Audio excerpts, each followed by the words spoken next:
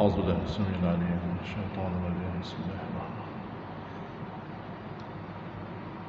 السلام عليكم ورحمة الله تعالى وبركاته الحمد لله والصلاة والسلام على رسول الله وعلى آله وصحبه ومن تبعه وله رب اشرح لي صدري واحلل عقدة من لساني يفقهوا قولي اللهم اهدنا رشدي وعزني من شر نفسي يا رب علمني من علمك ما لم أعلم. Sambungan kuliah Al-Kahfi kita insyaAllah malam ni.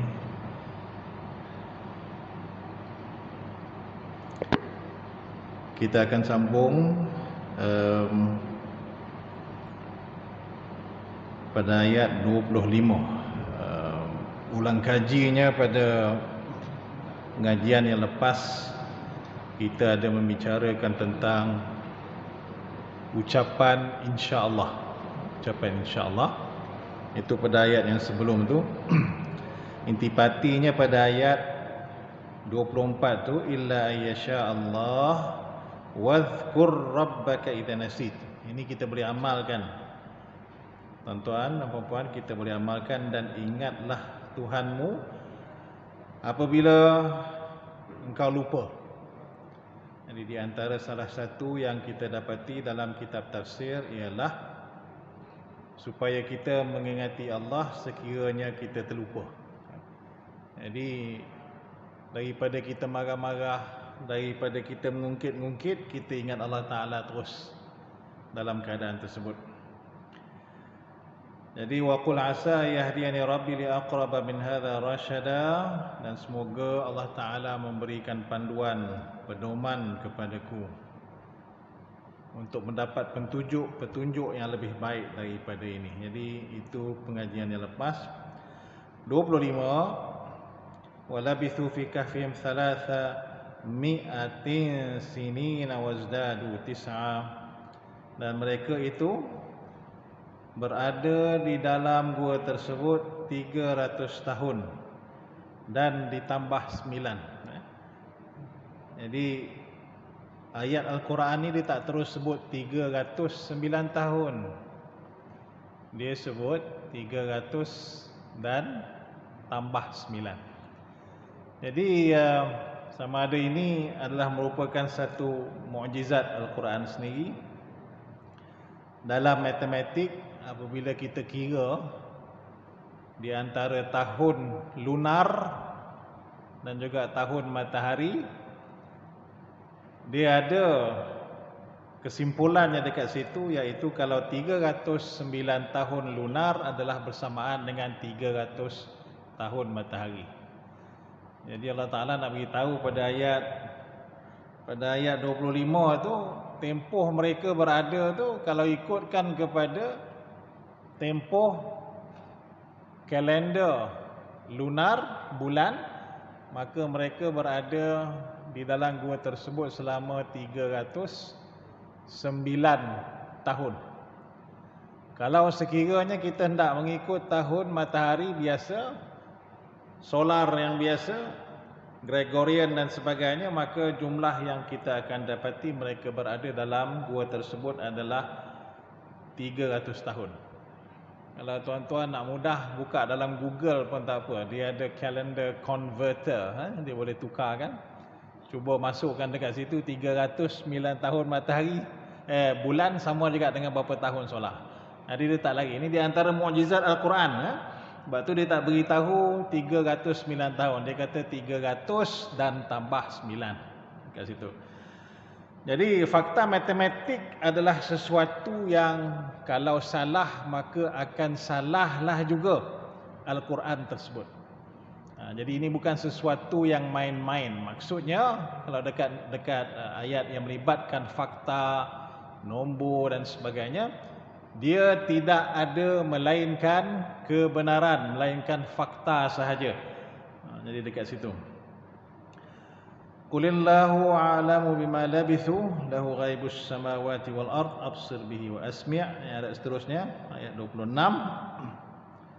Ayat 26, katakanlah wahai Muhammad, Allah jua yang mengetahui masa mereka tidur. Baginya lah ilmu pengetahuan segala rahsia langit dan di bumi. Terang sungguh penglihatannya terhadap segala-galanya, tidak ada bagi penduduk langit dan bumi pengurus selain daripadanya, dan ia tidak menjadikan sesiapa pun masuk campur dalam hukumnya. Jadi dalam keadaan ini ayat 26, qulillahu a'lamu bima labithu. Allah jualah yang lebih mengetahui, bima, ma maksudnya dengan tempoh mereka kekal di dalam gua tersebut. Lahu ghaibus samawati wal ard. Kalau kita tengok terjemahan, kadang-kadang lahu ni dia terjemahkan baginya. Baginya. Kadang-kadang kita jumpa juga untuknya. Yang tepatnya adalah miliknya. Jadi kalau kita jumpa lahu, kalau dalam ayat kursi itu lahu mulkus samawati wal ard, maksudnya miliknya lah segala yang di langit dan di bumi yang gaib. Jadi semua milik Allah belaka, dan Allah jualah yang dapat melihat segala-galanya. Jadi malahum min dunihi min waliy, maksudnya untuk kita ni Allah Taala jualah yang wali, yang merupakan penolong kita. Perkataan wali ni dia besar maksudnya. Tuan-tuan dan puan-puan, wali ni besar maksudnya. Dalam bahasa Melayu kita panggil wali ni, biasanya kita nak nisbahkan kepada orang-orang yang mempunyai karamah dan sebagainya. Tapi maksud wali ni kalau ikutkan kepada maksud bahasanya dan juga apa yang kita dapati dalam tafsir, ialah penolong, pelindung, pemilik, pentadbir, pengurus. Jadi bila kita kata Allah min duhni min waliyyin wa la yusyrik fi hukmihi ahada, maksudnya dialah yang mentadbir, dialah yang melindung, dialah yang merancang, dialah yang mengurus, dan dialah segala-galanya. Dalam surah Al-Baqarah pun kita baca Allah waliyul ladzina amanu wa amilus salihat. Allah Taala jugalah adalah wali, maksudnya yang menjadi penolong bagi kita. Jadi untuk kita sebagai orang yang beriman, hati kita mestilah tertumpu kepada Allah Ta'ala. Hati kita mestilah berharapkan kepada Allah Ta'ala. Hati kita mestilah tertanam dengan kepercayaan, keyakinan bahawasanya Allah Ta'ala lah tumpuan kita, tempat kita meminta, tempat kita mengadu dan sebagainya. Itu maksudnya wali. Jadi dalam ayat 26 ni maksudnya ilmu dan segala-galanya sebenarnya adalah milik Allah Ta'ala. Allah Ta'ala kata qulillah a'lamu bima labithu. Yang menjadi masalahnya pada zaman moden ni adalah manusia mengatakan manusia boleh mencapai, discover sesuatu ilmu berdasarkan hanya kepada, dia panggil secara empirical ataupun secara kita melihat kepada apa yang panca indera kita boleh rasa. Jadi selain daripada apa yang panca indera kita tak boleh rasa, maka kita tidak menganggapnya sebagai ilmu. Jadi itu di antara falsafah barat. Segala apa yang tidak boleh dibuktikan melalui penglihatan, segala apa yang tak boleh dibuktikan melalui pendengaran, segala apa yang tak boleh kita buktikan dengan secara sentuhan, maka itu bukanlah satu fakta empirical yang boleh kita terima sebagai hakikat ataupun fakta. Itu orang-orang barat pada masa sekarang. Di barat ni apabila dia pada kurun 17 dan 18, dia ada masalah dengan gereja, dia bergaduh dengan gereja, sebab gereja dengan sistem feudal ni, gereja kaya dekat Eropah dulu. Dekat bawah gereja tu dia ada beribu-ribu ekar tanah yang digajikan. Gereja ni menggaji ke orang biasa bekerja. Orang biasa akhirnya tak puas hati, memberontak, dan ditambahkan pula dengan masalah gereja tak nak menerima sains dan sebagainya, habis semua dihukum, penjara, ada yang dibunuh saintis.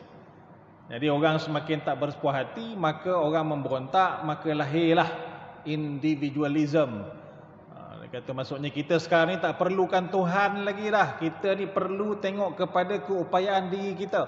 Kita manusia, kitalah yang sebenarnya menentukan nasib kita. Itu dia individualism. Keluarlah secularism dan sebagainya. Sampailah ahli falsafah mereka pun di antaranya, kalau tuan-tuan baca Nietzsche yang Jerman sebagainya, dia kata God is dead. Dia kata Tuhan dah mati. Tuhan dah tak ada. Buat apa nak ada Tuhan? Kita manusia ni, kitalah yang menentukan ilmu kita. Kitalah yang mendapat segala-galanya. Tempoh tu dinamakan kurun 18-19 dinamakan sebagai zaman pencerahan ataupun enlightenment. Jadi semuanya manusia mempersoalkan. Mempersoalkan semua benda yang kecil pun dia nampak benda tu sebelum tu tak penting. Jadi bila manusia persoalkan, manusia dapat ilmu. Macam cerita Sir Isaac Newton bila duduk dekat bawah pokok apple, apple jatuh, dia persoalkan gravity. Buat satu buku pasal gravity. Kan? Jadi manusia menjadi lebih yakin dengan diri sendiri. Dia yakin dengan diri sendiri, dia kata tak perlukan Tuhan lagi sekarang. Jadi kat sini ayat ni mengatakan apa? Qulillahu a'lamu bima la Allahu a'lam. Maksudnya pengetahuan macam mana pun adalah kita orang mukmin, orang Islam, falsafah kita berbeza. Kita tak macam orang barat. Orang barat dia ada falsafah ilmu mereka sendiri. Dia kata dalam masalah ilmu ia ditentukan oleh manusia sendiri. Sedangkan kita kata Allah yang Maha mengetahui. Jadi yahdi man yasha wa yudhillu man yasha. Allah Taala akan memberi panduan bagi mereka yang Dia kehendaki dan akan menyesatkan bagi mereka yang Dia kehendaki. Tapi di barat ceritanya begitu, dia punya kepercayaan begitu. Jadi kalau kita belajar kepada falsafah barat ni tuan, kita tengok macam mana dia punya cara berfikir orang barat ni daripada kurun 17, 18. Sebab tu kita tengok umpama kata dia dah mula even dalam dia punya novel-novel pun dia kata apa, manusia ni mempunyai kuasa. Kalau tuan-tuan tengok cerita Mary Shelley ni dia ada buat satu novel nama dia Frankenstein. Frankenstein ni dia satu karakter, bukan karakter yang kecil-kecil. Kalau baca buku dia betul-betul beratus-ratus muka surat. Mary Shelley. Jules Verne yang pasal hantar orang dekat bulan dan sebagainya. Manusia merasakan dia mampu menakluki bulan. Manusia merasakan dia mampu mencipta manusia lain.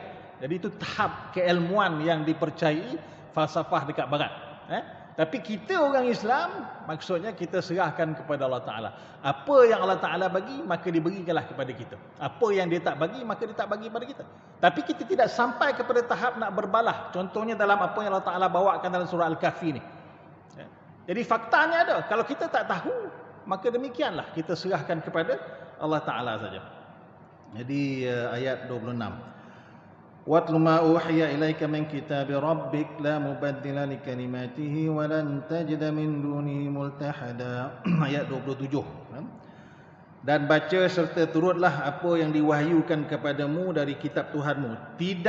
Tiada sesiapa yang dapat mengubah kalimah-kalimahnya. Ayat ni la mubaddila likalimatihi. Saya pernah tengok satu perdebatan dulu dekat universiti dulu, kita pernah buat satu convention, dia panggil, ni menarik juga ni. Convention kita panggil convention transgender di antara LGBT dengan budak-budak. Sebab apa? Dia menjadi satu masalah juga dekat IPTA ni. Kita ni budak lelaki dah lah kurang masuk universiti. Dia punya nisbah dia tu dekat 35-65 tu. Kalau mengajar dalam kelas tu penuh dengan perempuan ni. Alhamdulillah baguslah. Cuma tinggal lagi kita heran orang lelaki ni pergi mana kan? Datang mana dia pergi? Yang lelaki pula tu nak jadi perempuan. Zaman-zaman saya dekat UAE tu dah pencen dah Prof Datuk Siddiq Baba. Dia masa tu jadi timbalan rektor haiwan pelajar. Jadi saya pun dalam task force lah. Kita nakkan supaya budak-budak ni yang mana lembut-lembut ni kita bawakan dia balik jadi lelaki. Jadi kita rancang dalam bilik tu macam ni, dia kata. Jadi Dr. Siddiq Babor kata kita macam ni, kita buat gini, kita bubuh dua-dua, dua lembut, dua tak lembut. Supaya yang lembut tu jadi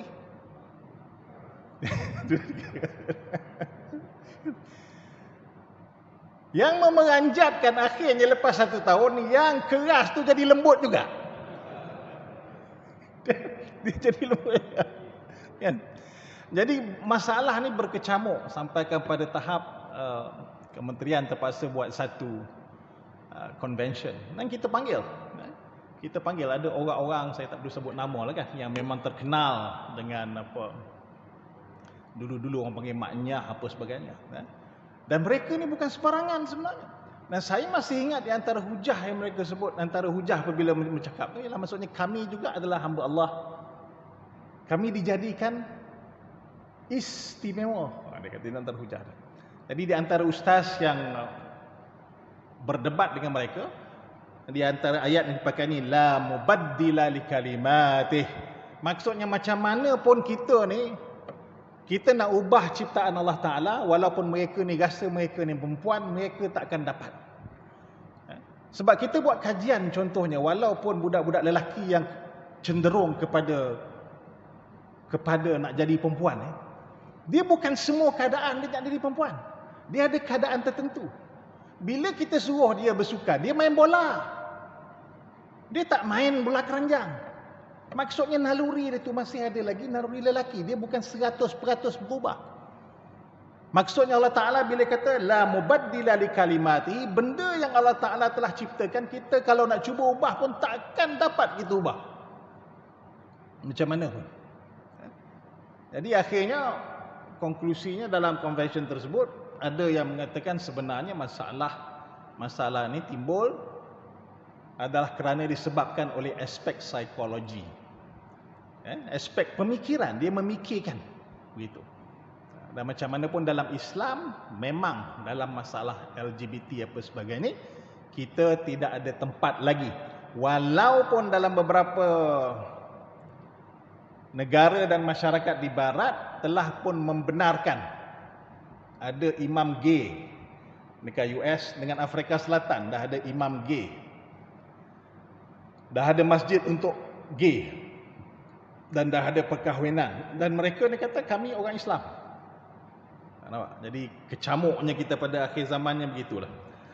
Tapi kaedahnya kita nak kata dekat sini, kalau benda yang Allah kata dah jadi, maka tak boleh nak ubah. La mubaddila li kalimatihi walan tajida min dunihi multahada. Okay? Dan tidak akan sekali mendapat tempat perlindungan selain daripadanya. Seterusnya ayat 28. Wasbir nafsaka ma'al ladzina yad'una rabbahum bil ghadati wal 'ashyi yuriduna wajhah, sehingga akhir. Jadi Nabi Muhammad selepas tu selesai, kita dah selesai cerita tentang Ashabul Kahfi.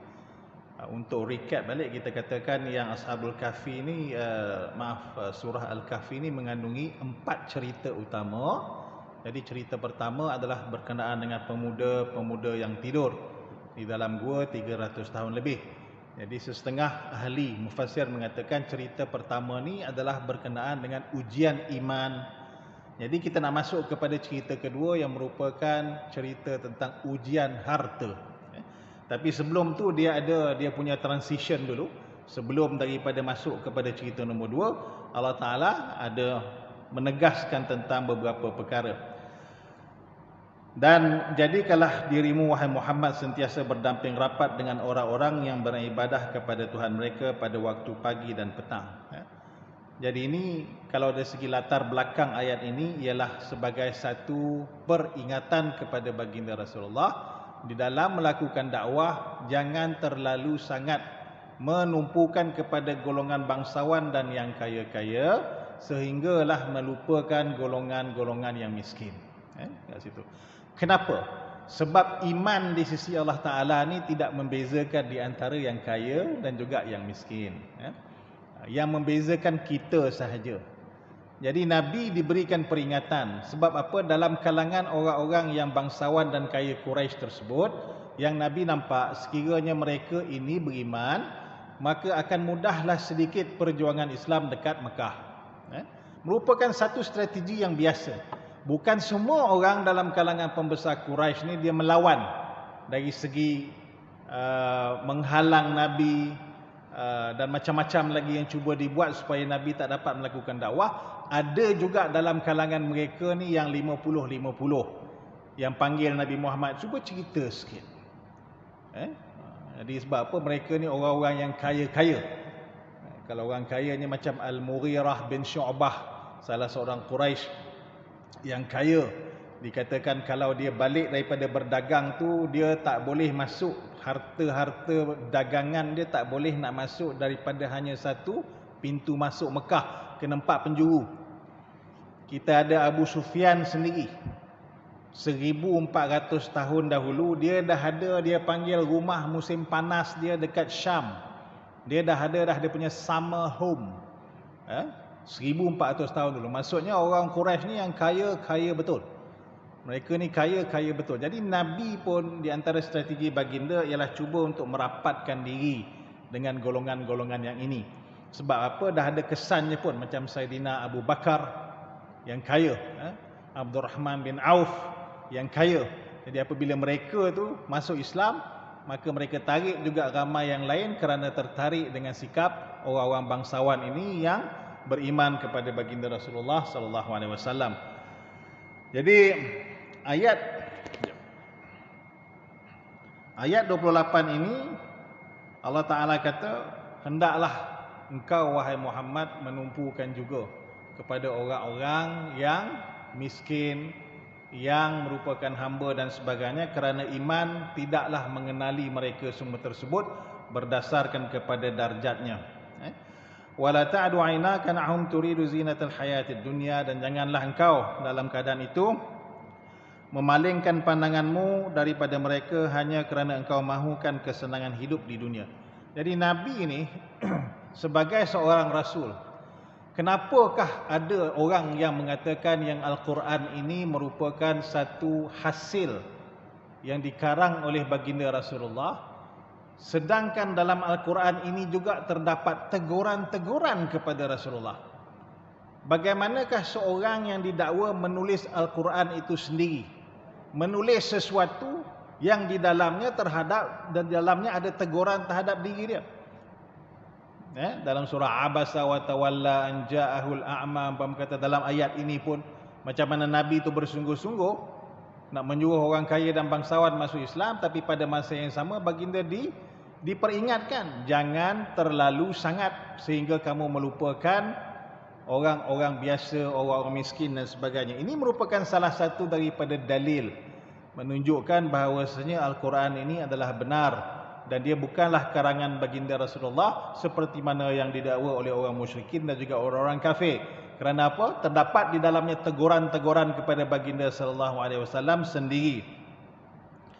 Wala tuti' man aghfalna qalbahu an dzikrina, dan janganlah engkau tunduk.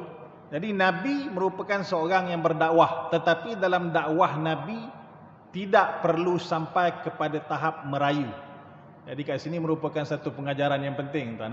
Maksudnya apabila kita ni dipertanggungjawabkan kepada sesuatu, kita pastikanlah tanggungjawab tersebut ditunaikan, tetapi kita perlu hati-hati. Janganlah sampai kepada kita tahap merayu. Apabila kita sampai pada tahap merayu, ada perkara-perkara nanti yang akan kita waive, kita akan cuba untuk kita ketepikan. Kalau umpama kata kita terlalu merayu kepada sesuatu perkara, jadi perkara-perkara yang haram, yang dilarang dan sebagainya pun kita akan cuba untuk kita mudahkan supaya orang yang kita nak suruh, orang yang kita nak pengaruhi tersebut boleh menerima. Jadi jangan sampai dalam keadaan menunaikan tanggungjawab maka kita membelakangkan kaedah dan juga kita belakangkan juga prinsip dan kaedah. Jadi Nabi diberikan teguran tersebut. Wala tuti' man aghfalna qalbahu an dzikrina wattaba'a hawahu wa kana amruhu furuta. Betul Muhammad, engkau hendak menyuruh orang bangsawan tersebut supaya hatinya cenderung kepada Islam, tetapi janganlah sampai engkau pula meringan-ringankan prinsip, engkau meringan-ringankan apa yang dilarang oleh Allah Ta'ala. Jadi dari segi takwilnya pula, ayat ni melarang kita supaya apa? Ayat ini melarang kita supaya merendah-rendahkan diri sampai tahap kita menyerahkan prinsip kita. Maksudnya kita dalam bahasa kita yang lebih jelas sekali kita panggil ampulah. Jangan mengampu kat situ. Sebab apa? Mengampu ni dia berbeza dengan bertawaduk. Kena faham. Dia merendah diri ni ada dua. Pertama, merendah diri yang terpuji. Keduanya, merendah diri yang tercela. Merendah diri yang terpuji ialah dalam keadaan apabila kita rendah diri untuk kita kenal orang lain. Itu maksud tawaduk. Di antara maksud tawaduk, tawadha'a ya tawadha'u, ialah orang asing bila duduk dengan kita, maka orang tersebut rasa rapat dengan kita. Ataupun kita jadikan orang yang kita tak kenal tadi rapat dengan kita. Sebab apa? Sebab kita rasa diri kita ni rendah, kita berbual dia dan sebagainya. Itu nama tawaduk. Rendah diri. Satu lagi maksud rendah diri ialah untuk kita mencapai sesuatu. Jadi yang rendah diri nombor 2 ni adalah tercela sekiranya apa? Dia adalah bertujuan untuk mendapatkan sesuatu. Itu kita namakan dia sebagai ampu. Jadi dalam ayat ini disebutkan oleh Allah Ta'ala tentang bagaimanakah teguran kepada baginda Rasulullah kalau sekiranya pun hendak menunaikan tanggungjawab, hati-hati janganlah sampai membelakangkan prinsip, janganlah sampai melupakan kaedah yang asal. Janganlah sampai merayu, janganlah sampai mengampu. Kat situ. Seterusnya wa qulil haqqu min rabbikum faman syaa'a falyu'min wa man syaa'a falyakfur, dan katakanlah kebenaran itu daripada Tuhan kamu. Maksudnya dekat sini kebenaran itu daripada Allah Taala. Kita dah beritahu itu yang penting. Jadi menunjukkan dekat sini apa? Tanggungjawab kita adalah menyampaikan. Tetapi kita tidak dipertanggungjawabkan tentang apakah natijah daripada tugas dan tanggungjawab kita tersebut. Dalam mana-mana aspek kehidupan kita sebagai manusia, baik sebagai seorang ibu, bapa dan sebagainya, pasangan, suami, isteri dan sebagainya, kita tidak dipertanggungjawabkan tentang hasil. Tetapi kita dipertanggungjawabkan tentang usaha. Jadi dia ada dua benda yang berbeza. Jadi kena faham, benda ni kadang-kadang berulang-ulang, tapi kita perlu ulang. Sebab apa? Kita perlu menghayati. Jadi ini cerita yang kita dapati contohnya dalam cerita di antara burung dengan cicak. Sewaktu Nabi Ibrahim, saya minta maaf belum dapat sempat nak tengok riwayat tu sama ada tahap dia apa. Tapi biasanya kita jumpa dalam buku-buku ulama'. Dia menyebutkan tentang cerita ni. Atas dasar kita nak mengambil pengajaran, saya rasa boleh. Jadi kita ulang balik cerita tersebut bagaimana burung dan cicak berdialog dalam keadaan mereka cuba untuk memadamkan api yang membakar Nabi Ibrahim. Jadi cicak ni duduk gelak dekat burung kan. Dia kata, apa kau paruh kecil macam tu nak padamkan api macam mana? Jadi burung tu kata, aku takut kalau sekiranya aku ditanya oleh Allah Ta'ala, adakah aku dah buat ataupun tak? Aku dah cuba ataupun tidak. Jadi kita ni manusia, tanggungjawab kita adalah untuk buat. Okay? Tentang natijah tu kita tak dipertanggungjawabkan. Sama dengan anak-anak kita. Sama dengan pasangan-pasangan kita. Sama juga dengan masyarakat. Kita dah buat ke belum? Sama ada nak jadi, tak nak jadi, mereka dengar, mereka engkar dan sebagainya, bukanlah menjadi masalah bagi kita. Sebab apa? Wa qulil haqqu min rabbikum. Kerana kebenaran itu daripada Tuhanmu. Faman syaa'a falyu'min wa man syaa'a falyakfur. Barang siapa yang nak beriman, berimanlah. Dan barang siapa yang hendak kufur, maka kufurlah. Jadi ini menunjukkan apa? Dia panggil sebagai pilihan. Manusia ini diberikan pilihan. Jadi tanpa pilihan, maksudnya hanyalah ada paksaan. Sedangkan iman dan juga kufur adalah merupakan satu masalah pilihan. Dalam surah Az-Zukhruf, Allah Ta'ala kata orang kafir itu, dalam keadaan mereka ni disuruh oleh baginda sallallahu alaihi wasallam masuk Islam, percaya pada Allah Ta'ala, akhirnya mereka boring. Bila mereka boring, dia kata, qalu law sya'ar rahmanu ma 'abadnahum. Dia kata alasan, Allah Muhammad, kalau Tuhan nak kan, kita orang takkan sembah bahala-bahala ni dah. Dia punya hujah. Dia kata kepada Nabi, kau tak payah nak sibuk-sibuk lah Muhammad. Tak payah lah. Tak payah nak penat-penat suruh kita orang beriman, tinggalkan berhala dan sebagainya. Sebab kau tahu tak, kalau Tuhan nak kan, kita orang ni tak sembah berhala-berhala ni. Nampak? Alasan dia. Jadi macam mana? Apa masalahnya? Begini samalah dengan masalah-masalah orang yang kalau jumpa dengan kita, dia kata, tak payahlah nak semayang kan. Semayang pun buat apa? Ada dekat kami, dekat universiti itu kadang-kadang ada juga budak-budak yang cuba menunjukkan kecerdikan. Dia kata apa? Dia kadang-kadang kita buat apa? Kita buat spot check hari Jumaat. Ramai tak semayang rupanya. Itu tak masuklah yang Afghanistan ni dia Syiah. Kat tempat saya, universiti saya, dia Syiah. Bila Syiah dia tak percaya kepada sembahyang Jumaat melainkan lepas turunnya Imam Mahdi. Itu pun satu hal juga, kita nak hadapi masalah mengambil budak Syiah apa sebagainya. Anyway, yang penting kita nak cakap dekat sini masalah bila budak-budak ni ada yang berhujah dengan kita. Dia kata apa? Dia kata kita nak sembahyang pun buat apa? Kalau kita sembahyang pun kita buat maksiat juga.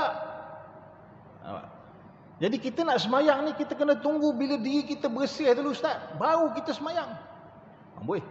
Nampak? Ni samalah dia punya alasan dia sama dalam ayat surah Zukhruf tadi, kan? Wa qalu law sya'ar rahmani ma 'abadnahu. Mereka berkata kalau sekiranya Allah Taala nak suruh kami beriman, kami beriman. Nampak? Tapi apa yang menjadi masalah dekat sini? Sebab Allah Ta'ala jadikan setiap sesuatu itu ada sebab musababnya. Kalau umpama kata dia nak beriman tapi dia tidak mengambil sebab-sebab yang membawa dia kepada iman, maka dia tak akan beriman. Kalau orang yang nak berjaya dalam sesuatu peperiksaan, kalau dia tidak mengambil sebab-sebab untuk dia berjaya dalam peperiksaan, dia akan gagal. Betul Allah Ta'ala kata waja'alna likulli syai'in sababa, dan kami jadikan untuk setiap sesuatu itu sebab. Jadi bagi orang yang nak beriman, kalau orang tu berkata sekadar kalau Allah Ta'ala nak aku dah beriman, maksudnya apa? Maksudnya dia kufur. Sebab kalau umpama kata dia beriman, nescaya dia telah pun mengambil sebab-sebab yang membawa kepada keimanan. Orang yang mengatakan Allah, kalau nak buat macam mana, orang katakan dah memang Tuhan nakkan kita gagal dalam keadaan macam tu, dan dia langsung tidak mengambil sebab-sebab yang menjadikan dia berjaya, maka pastinya dia gagal. Jadi dalam keadaan itu, bila Allah Ta'ala kata qulil haq min rabbikum, kebenaran adalah daripada Tuhan kamu. Sekarang ni ada pilihan dekat atas tangan, dekat atas kita. Kita nak beriman, faman syaa'a falyu'min wa man syaa'a falyakfur. Sebab apa? Pilihan dia mesti sama di antara kiri dan kanan. Nak dengan tak nak tu dia mesti sama. Itulah maksudnya pilihan. Kalau umpama kata salah satu dia berat, dia tak jadi pilihan, dia jadi paksaan. La ikraha fid din. Tidak ada paksaan dalam agama. Satu terjemahan. Terjemahan nombor 2, tidak ada paksaan dalam ketaatan. Kita taat kepada seorang tak boleh ada paksaan. Macam mana pun itu tak akan. Dia macam mana pun dia violates, dia akan kata dia akan membelakangi hukum ketaatan. Taat mesti dalam keadaan ikhlas dan juga pilihan orang yang taat tersebut. Dia takkan macam mana pun jadi dalam keadaan taat orang itu dipaksa. Jadi dekat ayat ni Allah Taala kata apa? Qulil haq min rabbikum. Macam mana pun kebenaran itu daripada Tuhan kau, kau nak beriman. Kau tak nak, maka kau boleh jadi kufur. Tetapi inna a'tadna lil-zalimina naran ahata bihim suradiquha. Okey. Jadi Allah Taala kata kat sini, dan kerana kami telah menyediakan bagi orang yang berlaku zalim itu api neraka. Kenapakah orang zalim dipanggil sebagai di sini Allah Taala tak panggil kafir, tapi Allah Taala gunakan perkataan zalim. Zalim ini adalah tidak dapat meletakkan sesuatu pada tempatnya. Jadi umpama kata apabila manusia ni diberi pilihan hidayah ataupun kufur, dia pilih kufur. Kerana dia pilih kufur, maka dia zalim. Kerana pilihannya itu tidak meletakkan pada tempatnya. Dia tidak meletakkan pilihan itu pada tempat yang sepatutnya. Sepatutnya dia memilih iman dan bukannya kufur. Kerana itulah dipanggil mereka yang kafir itu sebagai orang-orang yang zalim. Jadi Allah Ta'ala kata inna a'tadna lidh-dhalimina naran. Allah Ta'ala sediakan neraka yang meliputi mereka laksana khemah, dan jika mereka meminta pertolongan kerana dahaga, mereka diberi pertolongan dengan air yang seperti tembaga cair yang membakar muka. Amatlah buruknya minuman itu, dan amatlah buruknya neraka sebagai tempat bersenang-lenang. Jadi kebenaran dekat situ Allah tak daripada Allah Ta'ala, maka kita diberikan pilihan. Dan kalau sekiranya pilihan itu kita buat dalam keadaan tidak memihak kepada diri kita, maka kita adalah zalim. Jadi kita tengok saya sering ulang pattern ayat Al-Quran ni tuan-tuan dan puan-puan adalah tentang macam mana Allah Ta'ala datangkan, bila datangkan syurga, datangkan neraka, bila datangkan hukuman, azab, dia datangkan dengan ganjaran, balasan dan sebagainya. Jadi sebab tu dalam ayat seterusnya, innal ladzina amanu wa 'amilus solihat inna la nudhi'u ajra man ahsana amala. Ini janji Allah Ta'ala kepada kita tuan-tuan. Jadi orang yang beriman dan beramal soleh. Jadi kadang-kadang kita, masalah kita ni dia ada gap di antara pemahaman dan penghayatan. Kita dengar ayat-ayat macam ni, innal ladzina amanu wa 'amilus solihat, sungguhnya orang-orang yang beriman dan beramal soleh, kami tidak akan sekali-kali mempersiakan balasan mereka yang baik, bagus amalannya. Ini janji Tuhan, bukan janji orang, bukan janji kerajaan, bukan janji majikan, bukan janji siapa. Janji Tuhan kepada kita. Tapi kita macam mana masalah kita ni, biasanya kita sebagai seorang hamba, ujian kita ialah macam mana kita nak jadikan pemahaman. Bila benda yang kita faham dengan kepala, dengan otak kita, kita panggil pemahaman. Tapi benda yang kita nak masukkan dalam hati, kita nak jadikan dia penghayatan. Macam mana kita nak tukar di antara pemahaman biar turun ke bawah jadi penghayatan. Nampak? Kat situ. Jadi kita kena menghayati. Menghayati sampai kita faham betul-betul ini adalah janji Allah Ta'ala kepada kita, bukan janji sebarangan. Bahawasanya mereka yang beriman, beramal saleh, Allah Ta'ala tidak akan mempersiakan balasan amalan mereka. Ini janji Allah Ta'ala, ini sepatutnya inilah dia yang menjadi landasan apa yang kita nak kejar dalam hidup kita. Ulaika lahum jannatu adnin tajri min tahtihimul anhar. Jadi mereka itu lahum syurga-syurga yang kekal. Jadi syurga ni kita dah terangkan dulu. Kita terangkan balik maksud syurga jannah. Kenapa jannah? Sebab daripada kataan jin. Jin tu kita namakan jin sebab tak nampak kan. Jannah ni kita namakan jannah ni sebab kita tak nampak juga apakah yang berada dalamnya. Kita tak nampak. Jannatun tu daripada jannah, jim dengan nun. Dari situlah perkataan jin, kataan janin, kataan majnun kan, daripada jim nun. Jadi jannah ni kena-mengena dari segi apa? Allah Ta'ala berikan kita di dalamnya sesuatu yang kita tak tahu. Tapi bahasa Melayu kita tak boleh nak capture the meaning tu penuh-penuh. Dia tak boleh kata ada kadang-kadang surga, taman. Kalau dalam bahasa Indonesia dia panggil kebun. Surga ni, jannah disebut kebun. Tajri min tahtihimul anhar. Jadi syurga yang di bawahnya mengalir air-air sungai. Mengalir air sungai. Mengalir air sungai ni simbolik. Maksudnya apa? Ketenangan. Kalau ketenangan ni, kalau kita pergi dekat terapi, spa apa dan sebagainya, dia ada bunyi air mengalir. Nak bagi tenang. Sebab tu orang yang nak tenang, kita tak pergi tepi laut. Sebab laut ombak dia lain. Tak ada disebut dalam Al-Quran kalau nak tenangkan diri pergi laut. Sebab laut dia punya gelora lain. Kalau bab gelora tu pergi laut. Tapi bab tenang tu kena ada sungai. Jadi kalau nak tenang, buat rumah tepi sungai. Jangan buat rumah tepi laut. Dia punya tenang lain. Tepi sungai lain, tepi laut lain. Itu ikut kata Al-Quran. Kat situ. Tajri min tahtihal anhar. Yuhallawna fiha min asawira min dhahabin. Maksudnya tempat tinggal yang elok. Kita habiskan insyaAllah. Dan juga pakaian yang elok. Yuhallawna fiha min asawira min dhahab. Wa yalbasuna thiyaban khudran. Pakaian yang elok. Jadi tengok tempat yang elok, pakaian yang elok, dan juga akhirnya muttaqiina fiha 'alal araik, tempat yang kita bersosial, berbual-bual yang elok. Itu aspek dia dalam syurga lah. Ni'mat thawab wa hasunat murtafaqah. Jadi ulama menghuraikan panjang tentang perkara-perkara ini dan hadisnya pun banyak dan sebagainya tentang syurga. Cuma kita nak katakan dekat sini sebelum daripada kita masuk kepada bab tentang cerita tu, cerita bagaimanakah dua orang yang ada kebun apa dan sebagainya, Allah Ta'ala dalam Al-Kahfi ini berhentikan kita dekat situ tentang perbandingan di antara orang-orang yang beriman, orang-orang yang kafir.